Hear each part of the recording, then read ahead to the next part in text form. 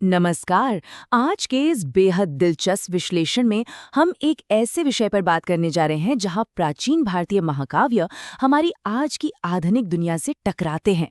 मतलब कभी आपने ये सोचा है कि हजारों साल पुरानी किंवदंतियां आज के इस डिजिटल और व्यावसायिक युग में भी कैसे बिल्कुल जीवंत और प्रासंगिक बनी हुई हैं?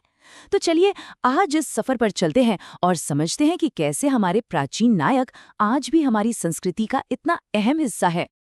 अब जरा एक पल के लिए सोचिए, क्या हो अगर कोई प्राचीन योद्धा जिसे सदियों पहले श्राप मिला हो, वो आज भी इसी दुनिया में हमारे और आपके बीच कहीं घूम रहा हो। सुनने में बिल्कुल किसी रहस्यमयी शहरी मिथक या डरावनी कहानी जैसा लगता है ना? लेकिन सच तो ये है कि आज भी हिमालय की बर्फीली घाटियों से लेकर मध्य प्रदेश के घने जंगलों तक ऐसे दावे किए जाते हैं कि लोगों ने उसे देखा है। और पता है ये बात कितनी खौफनाक और असल सी लगती है, इसका अंदाज़ा 2020 की एक घटना से लगाया जा सकता है। रेडिट पर एक किस्सा बहुत वायरल हुआ था, जहां कोविड महामारी के दौरान एक बिल्कुल सुनसान रेलवे स्टेशन पर एक गार्ड ने एक बहुत ही लंबे कपड़े से ढके हुए इंसान को पानी पीते हुए देखने का दावा किया। और सबसे डरावनी बात क्या थी? उस आदमी के माथे से खून और मवाद रीस रहा था। ये विवरण सीधे तौर पर उस प्राचीन मिथक को आज की हकीकत से जोड़ देता है।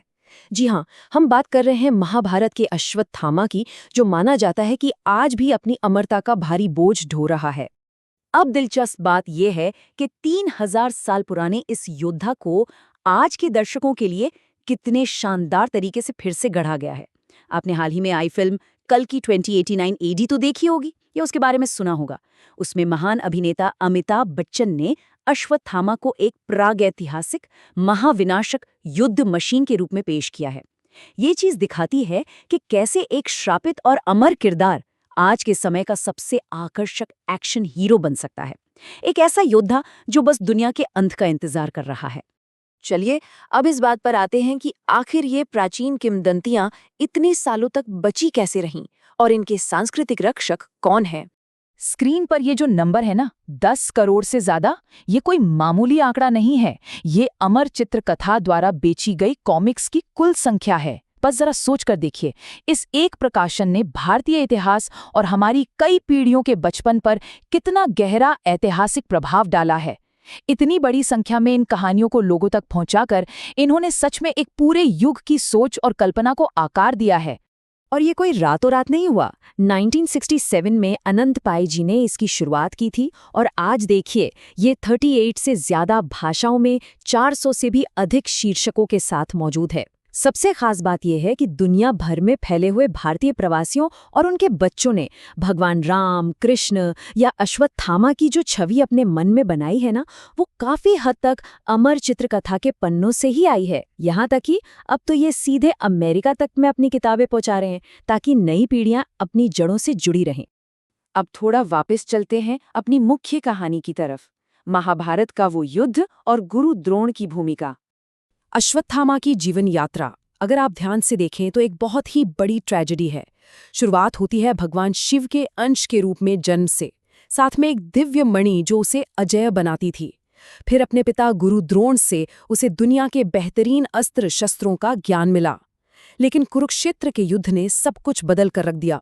वो बच्चा जिसे हर तरह का दैवीय संरक्षण प्राप्त था, वो युद्ध के आखिरी दिनों में एक ऐसा क्रूर योद्धा बन गया जिसने रात के अंधेरे में सोते हुए लोगों का कत्लेआम कर दिया।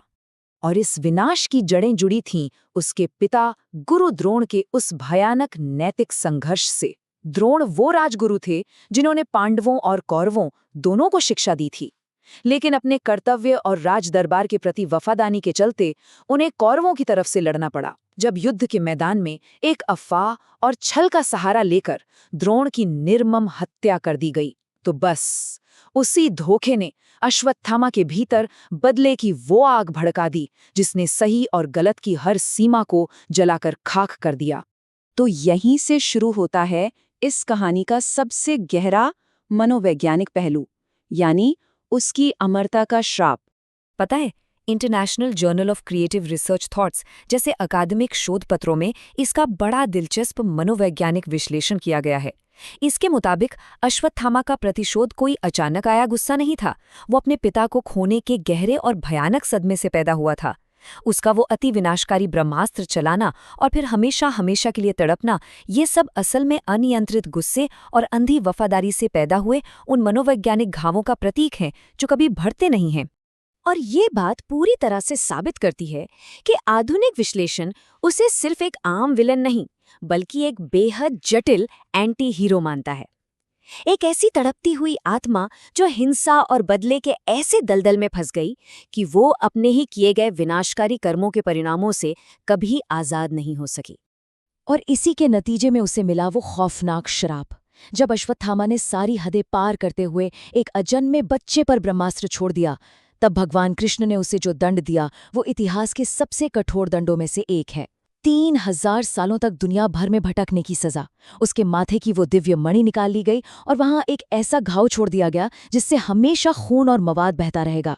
उसे समाज से बिल्कुल काट दिया गया और सबसे बड़ी बात, उसे मृत्यु की उस शांति से वंचित कर दिया गया जिसकी वो हर पल भीख मांगता रहता। अब इस बात पे जरा गौर कीजिए। जब भी हम अमरता या इमॉर्टैलिटी की बात करते हैं तो हमारे दिमाग में आता है हमेशा जवान रहना, सुपर पावर्स और एकदम स्वस्थ शरीर। लेकिन अश्वत्थामा के मामले में ये बिल्कुल उल्टा था।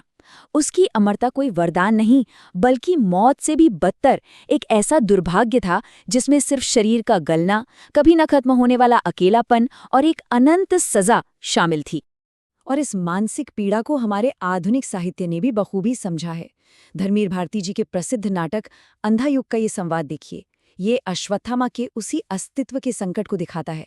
आज के विद्वान उसकी इस कभी न खत्म होने वाली मानसिक पीड़ा की तुलना ग्रीक माइथोलॉजी के सिसिफस से करते हैं। एक ऐसा इंसान जो इस नैतिक अंधेपन के युग में हमेशा अपनी ही पापों का पहाड़ ढोने के लिए अभिशप्त है। चलिए अब भावनाओं और मनोविज्ञान से थोड़ा बाहर निकलते हैं और देखते हैं कि इन कहानियों को कहने का ये व्यवसाय आज किस मुकाम पर है। ये देखना बहुत दिलचस्प है कि अमर चित्रकथा जैसे प्रकाशकों ने इन भारी भरकम और भावनात्मक कथाओं को आज के बाजार के हिसाब से कैसे ढाला है। 1967 की एक साधारण प्रिंट कॉमिक्स से शुरू होकर इन्होंने एक बहुत ही स्मार्ट बिजनेस इवोल्यूशन किया है। सिंगल बुक से वो प्रीमियम मेगा पैक पर गए, फिर उन्होंने all access digital subscription launch किए और अब तो उनका डिस्ट्रीब्यूशन पूरी दुनिया में फैल चुका है। और उनकी डेटा ड्रिवन रणनीति देखिए।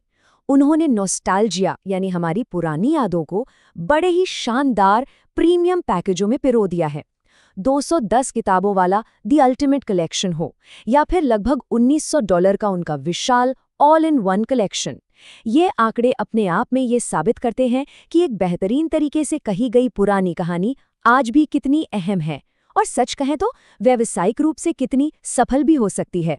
तो इस पूरी चर्चा के बाद हमारे सामने एक बहुत ही गहरा सवाल आकर खड़ा हो जाता है। अमरता की असली शक्ति आखिर है कहाँ?